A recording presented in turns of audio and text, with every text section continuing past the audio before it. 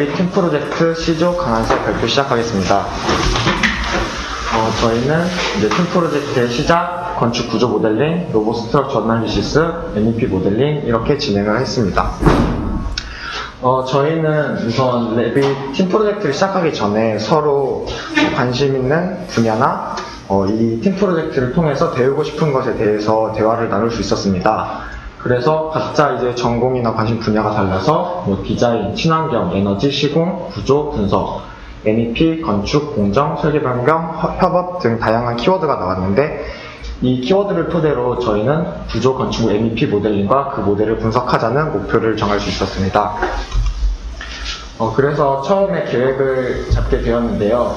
처음에는 이제 건축 구조 모델링을 하고 MEP 분석을 통해서 설계 변경까지 한번 진행을 해보자 라는 계획을 세웠는데 건축 구조 모델링이 오래 걸려서 저희는 MEP에서 파이프와 이제 구조 분석까지만 진행을 하게 되었습니다.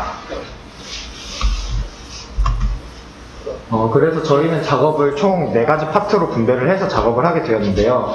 구조와 건축, MEP, 분석, 공정 이 4가지 파트로 나눠서 작업을 하게 되었고 이재승님이 이제 기초부터 지상 1층 그리고 MEP의 2층에서 5층까지의 위생 배관을 해주셨고 이제 제가 이제 지상 2층과 강당 그리고 외부 마감을 진행하였습니다. 그리고 이상우님이 지상 3층과 4층 계단, 배지, 외부 공간 그리고 분석과 나비스웍스를 진혜빈님이 지상 2층부터 이제 옥상층까지 그리고 렌더와 MEP에서 1층과 5개 위생 배관을 작업을 해주셨습니다. 그렇게 돼서 이제 저희가 작업을 시작하기 전에 세팅을 먼저 하게 되었는데요. 한 사람이 작업 세트를 만들고 이제 기준 도면을 넣었고 그 다음에 각자 도면 정의와 패밀리 작성 그리고 구조 유형 작성을 하였습니다. 저희가 이제 BIM 위반 레빗을 통해서 모델링한 이제 건축물은 완주에 있는 모 초등학교로 건축 규모는 지하 1층에서 지상 5층, 총 연면적이 9,640제곱미터 됩니다. 배치도를 보게 되면 본관동과 강당 그리고 지형 이렇게 총 3가지 모델링을 중점적으로 작업을 진행했고요. 이제 그에 따른 이제 도면화를 했습니다. 지금부터는 천천히 하나씩 넘길 테니 한번 봐주시기 바랍니다.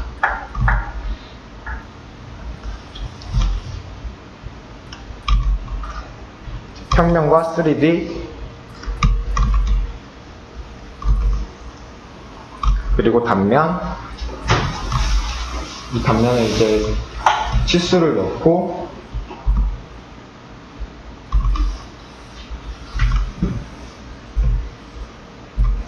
이제 인면도와 렌더링 작업을 하게 되었습니다.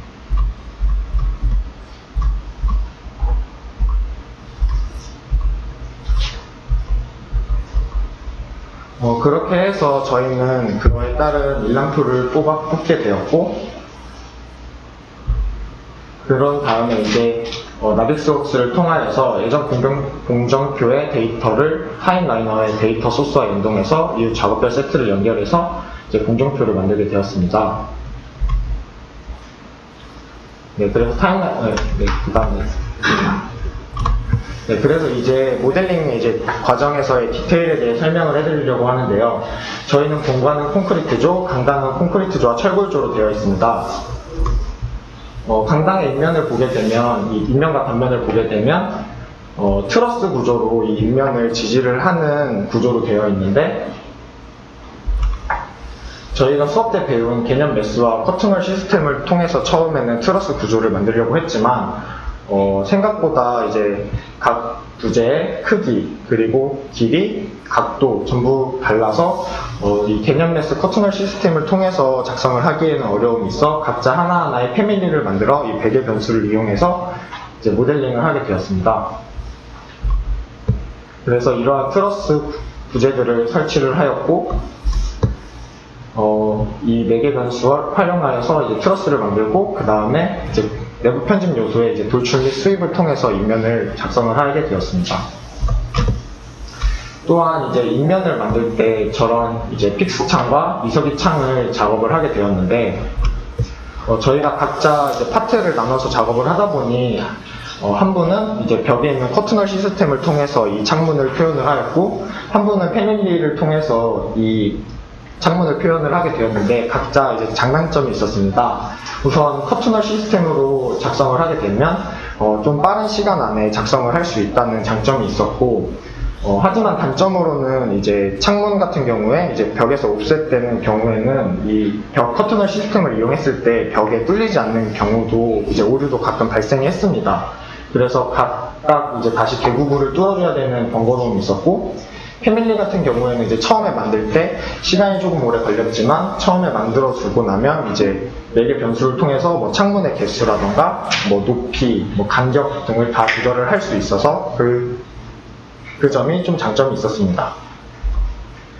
그 다음으로는 이제 저희가 이제 도면에 있는 난간을 표현을 하기 위해서 노력을 했는데, 레빗 내부에 있는 난간 같은 난간과 저희가 이제 표현을 하려고 하는 난간의 이제 모습이 조금 달라서 이 패턴을 만들기 위해서 이제 그 유형 편집에 들어가서 난간 구조와 난간 동작 배치가 있었는데, 이 난간 구조 같은 경우에는 이제 수평 부재들을 표현하는 것이고, 난간 동작 배치 같은 경우에는 수직 부재를 표현하는 것이었습니다.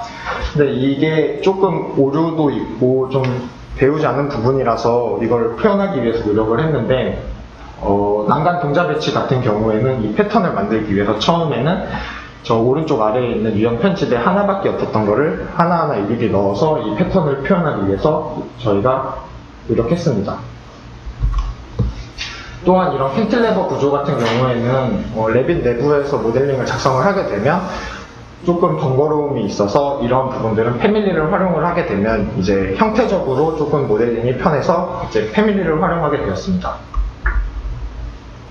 또한 도면화 과정에서 이제 단면을 보게 되면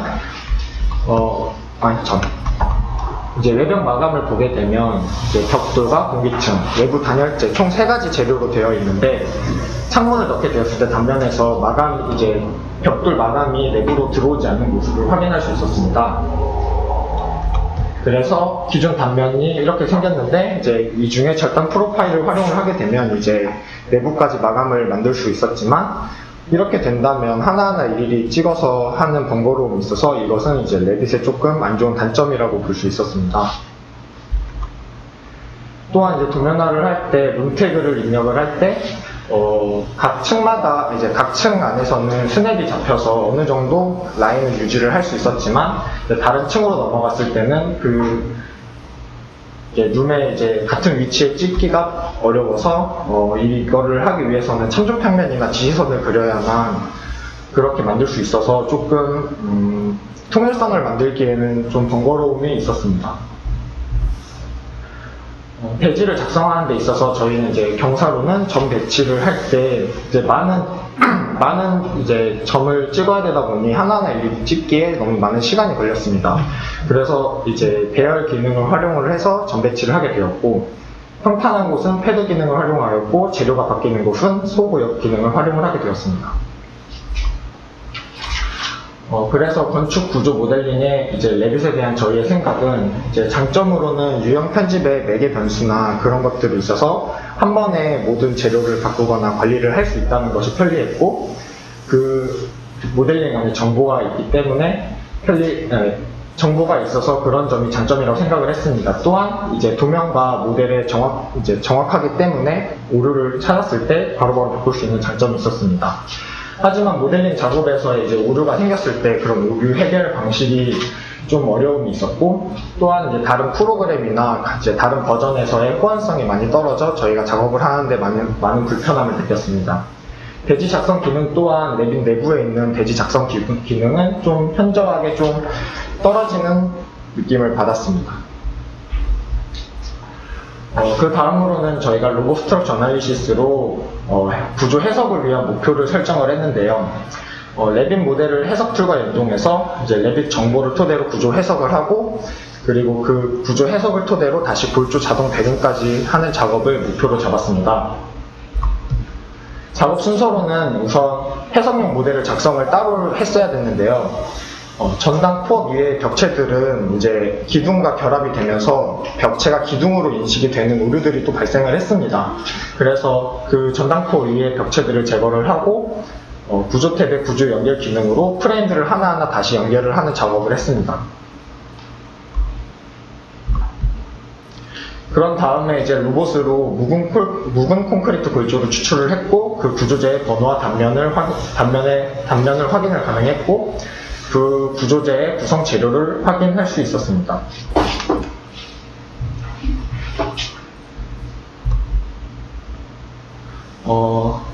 그래서 이제 이 묵은 콘크리트 골조 기반을 이제 해석하기 위해서 해석에 필요한 소유 하중을 가력을 했고, 해석을 진행을 하게 되었습니다. 해석 결과 각 방향의 모멘트와 변형, 응력 분포, 특정 부지에 작용하는 하중 등을 확인을 할 수 있었고, 그 하중에 따라서 저희가 철근을 자동 배근을 하기 위해서 배근하기 진행 전에 이제 저희가 사용할 수 있는 철근의 종류와 스펙을 입력을 하고 다시 한번 해석을 진행을 했습니다. 그렇게 되면 이제 자동 배근 해석 결과 이제 저희가 처음에 레빗에서 작도했던 이제 묵은 콘크리트의 그런 이제 허용 하중에 따른 해석에 따른 자동 배근을 적용할 수 있다는 것을 확인했습니다. 그 후에 배근된 기둥의 PM도를 통해 스펙을 확인을 가능했고, 하중 범위 내의 모든 기능의 배근 상세 적용이 가능했습니다. 이 로봇을 레빗에서 사용할 때 이제 유의할 점으로는 로봇에서 임포트 시에 부재가 이탈하고 프레임이 결합되지 않는 문제점들이 좀 많이 발생했습니다. 그랬을 때 이제 해석에 지장이 없도록 구조재를 결합 조건 정의, 정점 처리에 관한 협의가 사전에 이루어져야 된다는 것을 알게 되었고, 전당 코어 정보를 많이 포함할 경우에 계산에 좀 과다한 시간이 필요해서 효율적인 작업을 위해서는 어느 정도 범위까지 해석 범위에 대한 논의가 필요하다는 것을 느꼈습니다. 그 다음으로는 저희가 MVP 모델링의 목표인데요. 저희가 BIM을 활용해서 설비 시스템에 대한 이해와 설계를 하기 위해서 이 MVP 모델링을 시작하게 되었습니다. 이제 시작 전에 템플릿 파일 작성법으로는 이제 두 가지 방법이 있는데, 기존 작업하던 건축 RBT 파일에 MVP 패밀리를 로드해서 하나의 파일 안에서 작성하는 방법이 있었고, 두 번째로는 건축 RBT 파일을 복사하여 새로운 공유형 파일을 재생성 후 기계 템플릿으로 작성하는 방법이 있었습니다. 첫 번째 같은 경우에는 저희가 기존에 작업하던 파일에 다시 설비를 얻는 과정이기 때문에 파일 자체가 많이 무거워지고, 네트워크가 불안정하거나 하나의 컴퓨터가 문제가 생길 경우에 전부 다 날아가는 좀 위험성이 있어서 저희는 두 번째 방법으로 MVP 모델링을 작성하게 되었습니다. MVP 모델링의 기본 구성으로는 총 4가지가 있는데, 기구, 밸브, 파이프, 그리고 그걸 연결하는 부속들이 있습니다. 이 모델링을 진행할 때에는 건축 모델링과는 조금 다르게 어느 정도 자동으로 연결이 되고 입력이 되는 부분들이 있어서 그런 부분은 조금 편했던 것 같습니다. 작성 과정으로는 첫 번째로는 위생기구 패밀리를 작성을 하고 그것을 배치, 그 다음에 평면과 배관의 흐름에 맞게 작도를 하고, 단면과 3D에서 그 평면에서 작성한 배관들의 간섭을 확인하고 다시 연결하는 작업을 하는 순서로 작업을 했습니다. 위생기구 패밀리 작성 같은 경우에는 좀 건축과는 다르게 이게 3D에서 표현되기 위해서는 이제 위에 있는 배관 커넥터라는 것을 연결을 해야지 이 패밀리가 3D에서 나타나는 것을 확인할 수 있었습니다. 그리고 저희가 이제 이 모델링을 작업을 할 때 처음에 이 관의 색깔을 바꾸기 위해서 저희가 유형 편집에서 재료 탭에서 이 색상을 바꾸려고 노력을 했었는데요. 바뀌지 않아서 무슨 문제인지 확인을 했는데, 유형 편집에 들어가게 되면 그래픽 재설정을 확인해서 이 관들의 색깔을 다시 재설정을 할 수는 있었습니다. 그런데 기본 설정으로 되어 있는 빨간색, 파란색, 녹색, 흰색이 보통 현장에서 사용되는 색깔이라서 그냥 기본값으로 설정을 하고 진행하는 것이 더 좋을 것 같다고 생각을 했습니다. 또한 이제 저희가 원본 CAD 파일을 이제 도식화된 CAD 파일을 토대로 이제 3D 모델링을 작업을 진행을 하였는데요. 이제 CAD 파일 같은 경우에는 그냥 단선으로만 표현이 되어 있는데 이제 3D 모델링으로 전환을 하다 보니 배관마다 이제 파이프의 크기가 다 달랐고 그런 것들이 이제 연결을 하면서 생각보다 많은 간섭과 오류들이 발생을 했습니다. 도면과 도면을 이제 3D로 다시 바꿀 때 그러한 좀 어려운 점들이 있어서 이제 2차원 CAD 도면을 3D화하는 과정에서는 조금 많은 한계가 있었고 또한 이렇게 작업을 하면서 확실하게 한 번 더 그런 것들을 확인을 할 수가 있었습니다. 그러고 나서 MEP 모델과 건축 모델 간의 간섭 체크와 그리고 결과 보고서를 추출을 할 수 있었습니다. 이제 나비스웍스 간섭 체크 결과 빔 부재와 미생간 사이에 간섭이 확인되었고 파이프 경로 그 확인을 하여서 파이프 경로를 조정하고 재설계를 하는데 활용을 했습니다. 저희는 이 팀 프로젝트를 통해서 레빗을 활용한 협업의 과정을 경험할 수 있었고 또한 잘 쓸 수만 있으면 정말 많은 것을 할 수 있게 만들어주는 프로그램이란 것을 느낄 수 있었습니다. 하지만 아직 프로그램에 많은 한계와 제한이 있다는 것을 알 수 있었고 저희가 이번 팀 프로젝트에서 더 많은 것을 해보지 못한 아쉬움이 컸습니다. 네, 이상 C조 발표 마치겠습니다. 감사합니다.